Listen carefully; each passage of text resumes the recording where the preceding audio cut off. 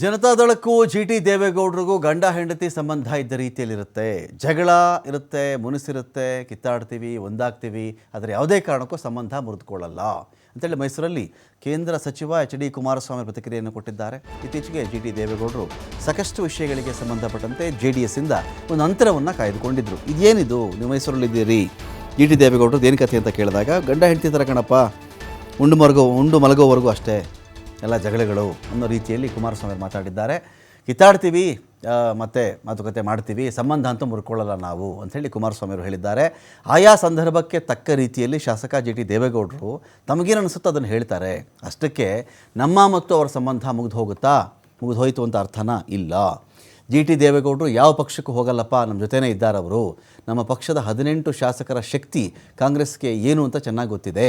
ಹೀಗಾಗಿ ನಮ್ಮ ಶಾಸಕರು ಒಗ್ಗಟ್ಟನ್ನು ಮುರಿಯುವಂಥ ಯತ್ನವನ್ನು ಇವರೆಲ್ಲರೂ ಕೂಡ ಮಾಡ್ತಾ ಇದ್ದಾರೆ. ಇದರಲ್ಲಿ ಅವರು ಯಶಸ್ವಿ ಆಗಲ್ಲ ಅಂತ ಹೇಳಿ ಕುಮಾರಸ್ವಾಮಿ ಅವರು ಹೇಳಿದ್ದಾರೆ. ಏನು ನಿಮ್ಗೆ ಜಿಟಿ ದೇವೇಗೌಡರದು JDS-ದು ಏನೋ ಸಂಪೂರ್ಣ ಏನೋ ಒಂದು ಬಿರುಕು ಬಂದ್ಬಿಟ್ಟಿದೆ ಅಂತ ನಿಮ್ಗೆ ಏನಾದ್ರು ಅನಿಕೆ ಇದೆಯಾ? ಅವರು ನೋಡಿ, ಜಿಟಿ ದೇವೇಗೌಡರು ಇವತ್ತಿಂದು ಅವರ ಹೇಳಿಕೆಗಳಿಗೆ ದೊಡ್ಡ ಮಟ್ಟದಲ್ಲಿ ಅರ್ಥೈಸಬೇಕಾಗಿಲ್ಲ. ಅವರ ಹಿಂದಿನ ಹಲವಾರು ವಿಷಯಗಳಲ್ಲೂ ಸಹ ಕೆಲವು ಸಂದರ್ಭಗಳಲ್ಲಿ ಅವರಿಗೆ ಮನಸ್ಸಿಗೆ ಬಂದಿದ್ದನ್ನ ನೇರವಾಗಿ ಚರ್ಚೆ ಮಾಡ್ತಾರೆ.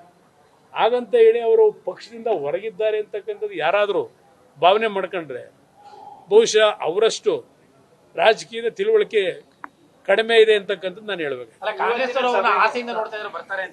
ಏನು ಆಸೆಯಿಂದ ನೋಡಿದ್ರು ಜಿಟಿ ದೇವೇಗೌಡರನ್ನಾಗಲಿ ಇನ್ಯಾರನ್ನೇ ಆಗಲಿ ಅವ್ರು ಕರ್ಕೊಂಡು ಹೋಗ್ಲಿಕ್ಕೆ ಸಾಧ್ಯ ಇಲ್ಲ. ನಾನೀಗ ಅಲ್ಲೂ ಹೇಳಿದೆ, ಜಿಟಿ ದೇವೇಗೌಡರದು ಜನತಾದಳದ್ದು ಸಂಬಂಧ ಬೇರೆ. ಜಿಟಿ ದೇವೇಗೌಡರದು ಜನತಾದಳದಲ್ಲಿ ಆಗ್ತಕ್ಕಂಥ ಕೆಲವು ಸಂದರ್ಭದ ಮಾತುಕತೆಗಳು ಈ ಗಂಡ ಹೆಂಡತಿ ಸಂಬಂಧ ಇದೆ ನೋಡಿ, ಉಂಡು ಮರಗವರಿಗೆ ಅಂತೆ, ಆ ರೀತಿಯಾದ ವಾತಾವರಣ ಇರೋದು. ಯಾರು ಇದ್ರ ಬಗ್ಗೆ ಆತಂಕ ಬೇಡ, ಬಿಗಿಯಾಗಿರುತ್ತೆ. ಏನ್ ನಿಮ್ಗೆ ಜಿಟಿ ದೇವೇಗೌಡರದು JDS-ದು ಏನೋ ಸಂಪೂರ್ಣ